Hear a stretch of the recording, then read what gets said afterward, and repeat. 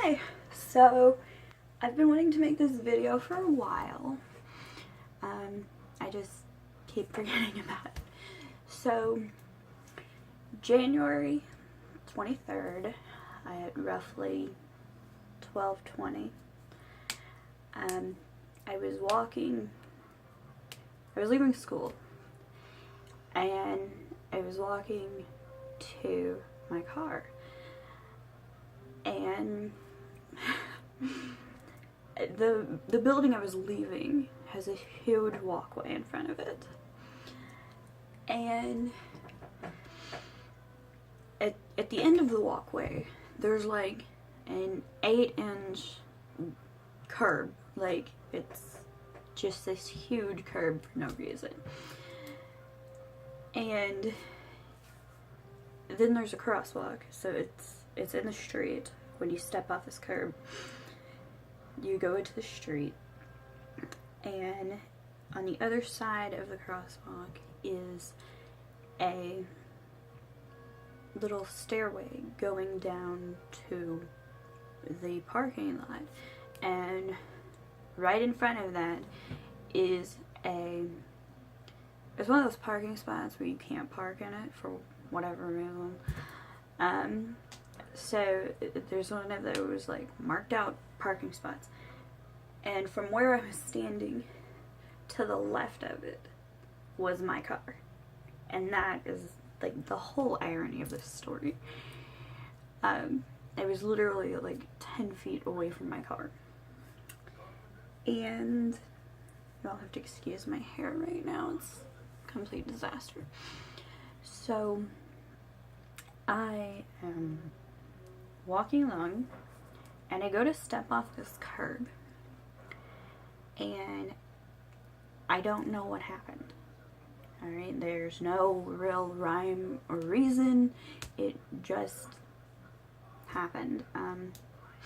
My doctor said I probably stepped wrong, and I know, like, when I walk, I always like step, if this was my foot, like the outside of my foot, I always like roll my foot in, and I guess, I don't know what else could have happened. I guess I like rolled it too far out,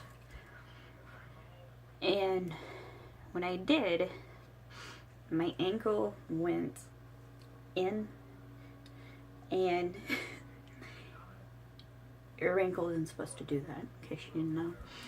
So I broke it, and immediately I fell. And, you know, thank God there was this woman that was coming across the street on the other side. So she was walking towards me in the crosswalk, and she saw me fall, and she came over, and she was like, she brought me my water bottle because I dropped it, and she was like, "Are you okay? Can I get you anything? Like, can I help you?" And I was like, "I don't think you can help." I don't know that you have the skills to help me. And so she was like, "Well, do you want me to go get somebody?" And I was like, "Yes, please." And my foot hurt. Like, it hurt a lot. And I've never experienced pain that I cried from, but I wanted to cry. It just hurt so much. I've never experienced pain like that. So the woman comes back, and she goes, "I had somebody call security." And she sat there with me while we were waiting on security, which I just thought was super nice of her. She didn't have to do that. She could have gone ahead to her class. Like, I don't know if her class was starting, but, you know, she didn't have to do that, and it was very sweet of her too. So security pulls up in a minute with my, or in a golf cart thing they have, and he goes, "Well, what do you want me to do?" And I was like, "Well, I don't want to have to call an ambulance if we don't have to. So he was like, okay. And I was like, well, my car is right there. I'm like, again, we're 10 feet from my car. And I was like, if I can get to my car, I think I can drive home. And either somebody can drive me to the hospital or I can drive myself to the hospital.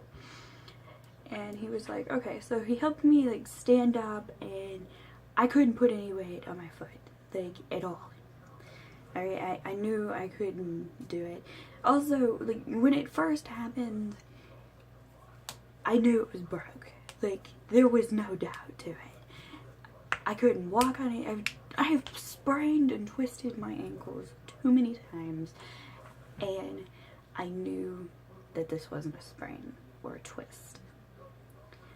I knew that this was broke, and I was going to be in some pain. So,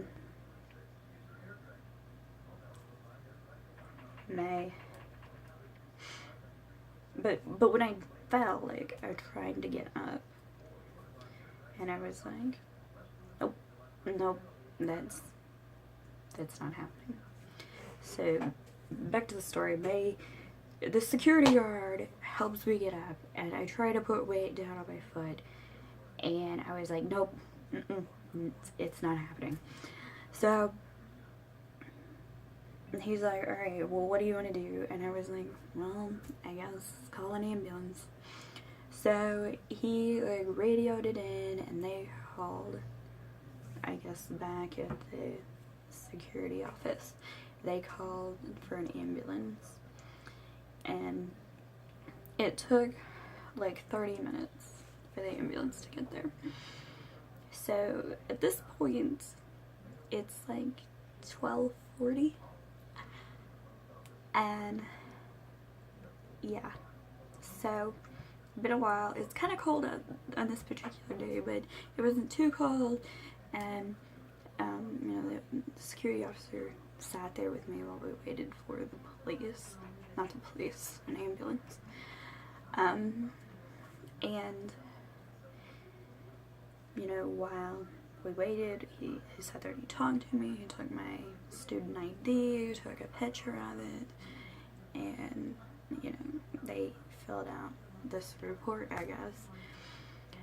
And so when the ambulance got there, you know, like, I've got my backpack, I've got my purse, I've got my phone, my water bottle, and I'm just like,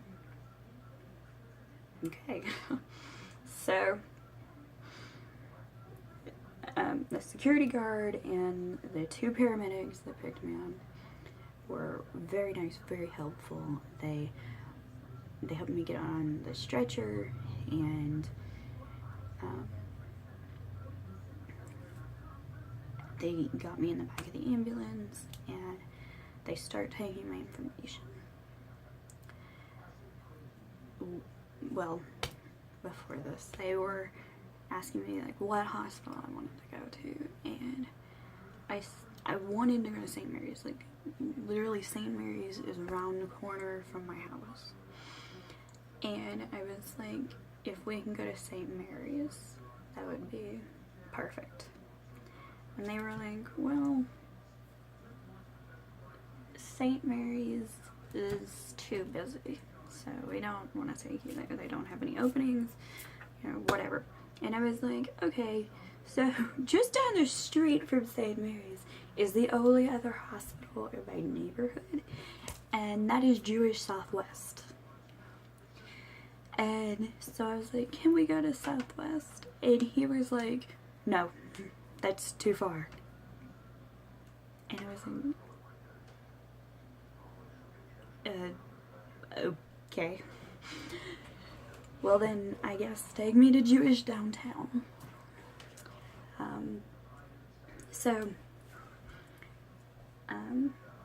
They put me in the back of the ambulance, and they're like, can we get you anything? Can we do anything for you? And I was like, can I get some ice? Like, I kind of broke my ankle.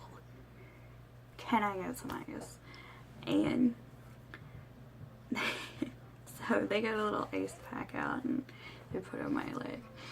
And this guy is sitting in the back with me and he's taking all my information, and the whole time I'm like trying to call my mom. I can't get a hold of my mom.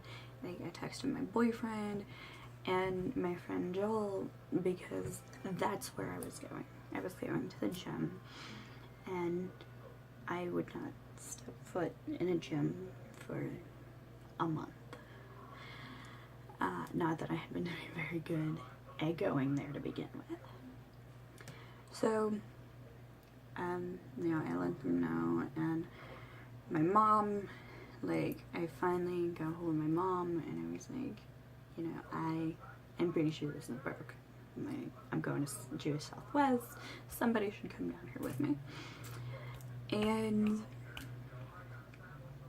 so while the paramedic is taking my information, I start crying. Like, I'm just laying here, and the only thing I have to do is focus on how bad my ankle hurts right now. And I start crying, and I don't know if you noticed, or if you've been in hospitals enough to notice, but doctors, nurses, and paramedics have the worst bedside manner. They're so used to it. Like, people just cry, they hurt, they just, that's their life. So they don't say anything. They're just like, alright. They don't apologize, you know, like normal people would be like, oh, I'm sorry you're hurting. Is there anything I can get you? Is there anything I can do for you? No. Not the paramedics. Not EMT. They just gonna sit there and do their job. And so they give me the Jewish Southwest, and you know, they take me in, they take me right to the bed, and they help me get onto the bed and give me all of my stuff, and I'm like, okay, thank you so much, you all are very helpful, have a good day. So I don't remember all of the details because at one point they did give me a Twilight so that I could set my bone. But you know, a nurse practitioner came in and she was like, what happened? And I was like, I fell. And she was like, okay, so you didn't like black out or anything like that, you just fell. And I was like, yeah. And she's like, okay, that's fine, that's good. We don't have to go through all the mental problems that you could have. So she leaves, and X-ray comes in, and they take an X-ray of my foot, which is the most uncomfortable thing ever. Alright, if you've ever had an X-ray of a broken bone, you know. Or any bone that hurt. You know, they want you to like set your foot up at a 90-degree angle for the first picture. That ain't the problem. The second picture, they want you to roll your foot onto the inside. Now, if you've ever broken a bone, you can't move it. For one, it hurts. Two, you have no motor control over it. And at one point they want you, I think, to turn it towards the outside so they can get a good look at everything. So they take like 3 X-rays and they're like, okay, we'll be back. Somebody be right with you. So yeah, I'm waiting there and I'm waiting, and I think like a nurse's aide came in and was like, is there anything I can do for you? Like, let me just verify that you are who you are. And is there anything I can do for you? And I was like, I need pain medicine. This hurts so much. I'm crying. It is just, it's impossible. You know, they give you that pain scale every time you go to the doctor, and they're like, what pain are you on? 0 to 10. How much pain are you in? And 0 is no pain, and 10 is I'm blacking out. Well, when you're in pain, they give you a scale of 1 to 10, and you're like, 10, it's a 10. But they won't ever let you say 10, because 10 describes you blacking out. And most people are not blacking out in pain. So you have to say 9.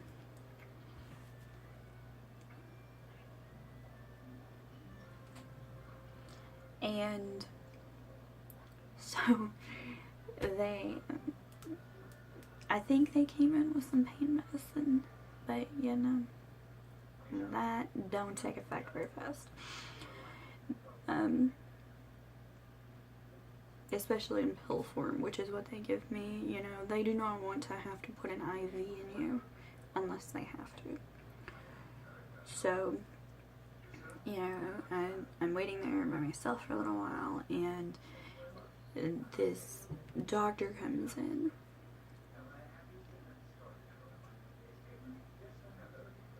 And he goes, okay, so you're gonna need surgery. And I was like, what?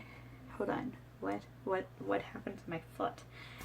And he's like, oh, it's broke. You broke it on both sides. Did I tell you it was broke? And I was like, no. And he's like, okay, well, it is. It's broke on both sides. So, now mind you, there are only 3 bones in the ankle. And I broke 2 of them. So, he goes, you're gonna need to have surgery on it. And, but for today, we're gonna wrap you up. We're gonna wrap your foot up, you know, give you some pain medicine, make sure you don't set up an infection, and send you home. And so he leaves. And a little while later they come back and they're like, alright, so we're gonna have to set your ankle and then we're gonna wrap it up. And so I'm like, okay. So they give me a Twilight. They call it Twilight. It's not really anesthesia, but it's not really not anesthesia. It's a state of relaxation in which your mind, you cannot think properly. It is considered an anesthetic, so you are not allowed to sign papers. You're not allowed to drive, make legal decisions, anything like that. So, one of the side effects of this is that you stop remembering things. Like, yeah, your memory may come in and out of, you know, what happened while you were on the Twilight. And at some points, you know, it might extend to just before or just after. And so they give me this Twilight, and the doctor sets my ankle, they wrap it up, they put a splint on it. And in case you don't know what that's like, it's a piece of fiberglass, and they put it on your foot, running down your leg and up your foot at a 90-degree angle.